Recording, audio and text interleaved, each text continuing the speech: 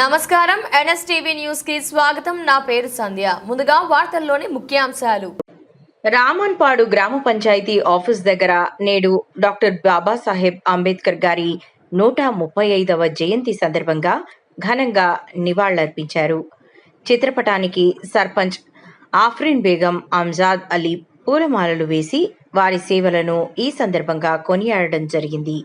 ఇటీ కార్యక్రమంలో గ్రామ సెక్రటరీ రవికుమార్ యాదవ్, ఉప సర్పంచ్ రాధా, వార్డ్ మెంబర్లు, ఫీల్డ్ అసిస్టెంట్ నుస్రత్ బేగం, ఆశా కార్యకర్త చెనమ్మ, గ్రామ పంచాయతీ సిబ్బంది, మాజీ ప్రజాప్రతినిధులు, గ్రామస్తులు పెద్ద ఎత్తున పాల్గొని జయప్రదం చేయడం జరిగింది. ఈరోజు మన రామన్పాడు గ్రామ సభ పరిధిలో 135 జయంతి సందర్భంగా అంబేద్కర్ జరిపించడం జరిగింది. అందరికీ ఇక్కడ వచ్చేసిన వాళ్ళందరికీ థ్యాంక్ యూ సో మచ్. ఈరోజు మన రామన్పాడ్ గ్రామ పంచాయతీ దగ్గర ప్రభుత్వ ఆదేశాల మేరకు డాక్టర్ బాబాసాహెబ్ అంబేద్కర్ గారి 135వ జయంతి జరుపుతున్న సందర్భంగా ఇక్కడికి విచ్చేసినటువంటి గ్రామ సర్పంచ్ ఆఫ్రిన్ బేగం గారు మరియు గ్రామ ఉప సర్పంచ్, వార్డ్ మెంబర్లు, అదేవిధంగా గ్రామ సెక్రటరీ, ఇక్కడికి విచ్చేసినటువంటి మాజీ ప్రజాప్రతినిధులు, వివిధ పార్టీ నాయకులు, ప్రజలు, అభిమానులు అందరికీ పేరు పేరున అంబేద్కర్ జయంతి 130వ జయంతి శుభాకాంక్షలు తెలియజేస్తూ, ఈరోజు వాస్తవికంగా కులాలకు మతాలకు పండుగలు ఉండొచ్చు, కానీ ఈరోజు మనం జరుపుకునే పండుగ అన్ని కులాలకు అన్ని మతాలకు జరుపుకోవాల్సిన పండుగ.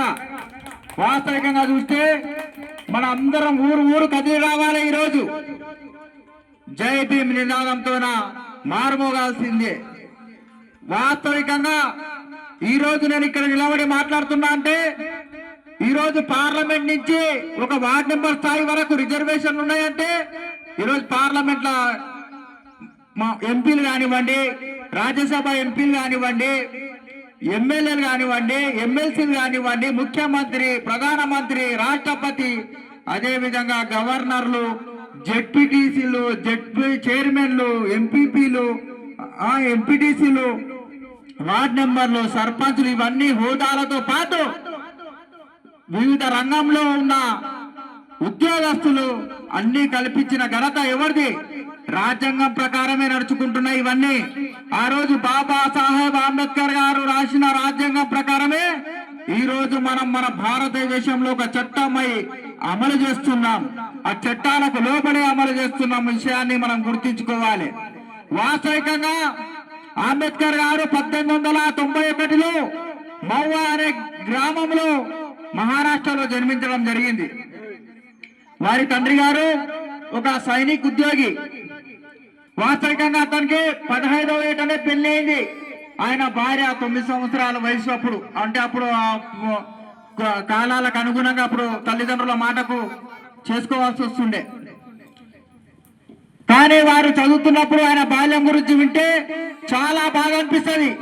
ఈ రోజు మనం చిన్నదానికే మనం తట్టుకోలేం.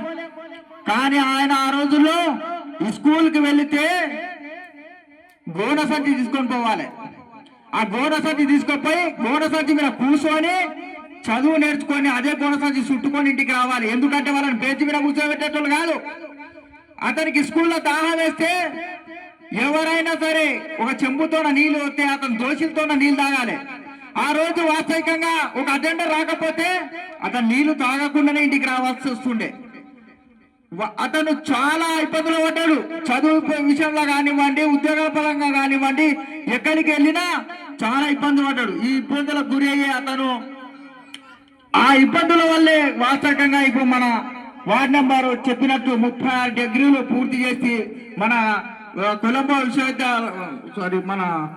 విశ్వవిద్యాలయం నుంచి కానివ్వండి, మన అదేవిధంగా లండన్ నుంచి కానివ్వండి పట్టా పొంది వారు వాస్తవికంగా చాలా అనుభవంతో ఆ రోజు ఒక ముసాయిదీ కమిటీకి, రాజ్యాంగ ముసాయిదీ కమిటీకి చైర్మన్ గా వ్యవహరించారు. అతను ఒక న్యాయశాస్త్రం పూర్తి చేశాడు. న్యాయశాస్త్రం పూర్తి చేసిన తర్వాత జవహర్ లాల్ నెహ్రూ మొట్టమొదటి ప్రధాని మన భారతదేశానికి. అప్పుడు ఆయన న్యాయసభ ఒక 2 బిల్లులు పెట్టిండు పార్లమెంట్ లో. హిందూ తీసుకురావడం జరిగింది. ఆ చట్టాలు అమలు కాకపోతే దాన్ని అప్పుడే ఆయన మంత్రిత్వ శాఖకు రిజైన్ చేయడం జరిగింది అనే విషయాన్ని తెలియజేస్తున్నా. ఆయన చాలా కష్టాలు పడ్డాడు. వాస్తవికంగా మనందరం ఒక జాతరలాగా పండగలాగా చేసుకోవాల్సిన అవసరం ఎంతైనా ఉండే. ఈ రోజు మనం కావున మనందరం బాబాసాహెబ్ అంబేద్కర్ ను 24 గంటలు మనం పాషాబాయి చెప్పినట్లు కొలిచిన తక్కువనే. వాస్తవికంగా కనిపించని ఆరాధన దేవుడు లాగా ఆయన. జై భీమ్ అంటే జయప్రదం కలుగుగాక అనే విషయం. అందుకే బాబాసాహెబ్ అంబేద్కర్ ఏ చట్టాలు చేసిండో, ఏ రంగంలో, ఇప్పుడు ఒక ఎస్ఐ పోస్ట్ ఉన్నా, ఒక ఎమ్మెల్యే కానివ్వండి, ఒక ఎంపీడీఓ కానివ్వండి, ఒక ఎంఆర్ఓ కానీ, ఒక సర్పంచ్ కానీ, ఒక వార్డ్ మెంబర్ కానీ, ఈ హక్కులు, ఈ చట్టాలు, చట్ట సభలు తయారు చేయడానికి కారణం రూపకర్త, శిల్పి అయినటువంటి మన డాక్టర్ బాబాసాహెబ్ అంబేద్కర్ గారు అనే విషయాన్ని మర్చిపోవద్దు. కావున మా అందరం ఆయన వాస్తవికంగా కులానికి ఒక దళితులకు ఇబ్బంది పడుతున్నారు, మా దళితులు గుళ్ళకు ప్రవేశం లేదు అనే వాదంతో ఆయన వాస్తవికంగా నేను ఒక హిందూగా పుట్టాను కానీ హిందూగా చావను, నేను బౌద్ధ మతాన్ని స్వీకరించి చనిపోతానని చెప్పి ఆయన బౌద్ధ మతాన్ని స్వీకరించడం జరిగిందనే విషయాన్ని తెలియజేస్తున్నాం. కావున మనం అందరం ఊర్లో కలిసిమెలిసి ఉండాలి. కులాలకు మతాలకు తావు ఇవ్వకూడదు. ఏదో వెనకడికి జరిగింది కానీ ఆ విధంగా కాదు. ఎవరికి కోసిన రక్తమే ఉంటది. ఇవన్నీ మనం పారదీసి అన్నదమ్ములాగా కలిసిమెలిసి ప్రతి ఒక్కరం కలిసినప్పుడే మనం గ్రామాలు కానివ్వండి, మనం కానివ్వండి బాగుపడతాం, ముందరికి వెళ్తాం, మన సమాజంలో ఏదైనా చేయగలుగుతాం అనే విషయాన్ని తెలియజేస్తూ నాకు ఈ అవకాశం ఇచ్చినటువంటి మన గ్రామ పంచాయతీ సెక్రటరీ గారికి మరొకసారి ధన్యవాదాలు తెలియజేస్తూ జై భీమ్. అందించిన మహా గొప్ప వ్యక్తి ఎవరంటే అంబేద్కర్ గారు. మొదటి పాపులేషన్ పరంగా, జనాభా ఎక్కువ పరంగా చైనా. కానీ వాస్తవంగా ఇప్పుడు రియల్గా చూసుకున్నట్లయితే చైనా జనాభా తగ్గింది. ప్రపంచంలో అతి పెద్ద ఎక్కువ నాకు తెలిసి ఇప్పుడు ఆల్రెడీ జనాభా లెక్కలు కూడా ప్రారంభం. ప్రతి ఒక్కటి మనం ఏ విధంగా నడుచుకుంటున్నాం అంటే చట్టం, న్యాయం, ధర్మం, అన్యాయం ఇవన్నీ దేని మీద ఆధారపడి ఉందంటే భారత రాజ్యాంగం మీద ఆధారపడి ఉంది. అలాంటి ఈ భారత రాజ్యాంగాన్ని ఆయన వాస్తవంగా ఇంకా కూడా భవిష్యత్తులో కూడా ఆయన భవిష్యత్తును దృష్టిలో ఉంచుకొని ఇంత పెద్దగల దేశాన్ని భవిష్యత్తులో ఏ విధంగా అందరూ కలిసిమెలిసి ఎలా ఉండాలి, అన్ని కుల మతాలు ఏ విధంగా ఉండాలి, లౌకికవాదం, అన్ని మతాలు సమానము, ఇలాంటివి. ఇంకొకటి వ్యవస్థ ఎలా నడపాలి, ఏం కథ అని చెప్పి ఆయన భారతదేశానికి భారత రాజ్యాంగం అమల్లోకి వచ్చినప్పుడు భారతదేశానికి ఆయన 395 అధికరణలు, ఆర్టికల్స్ అని చెప్పి ఇవ్వడం జరుగుతుంది.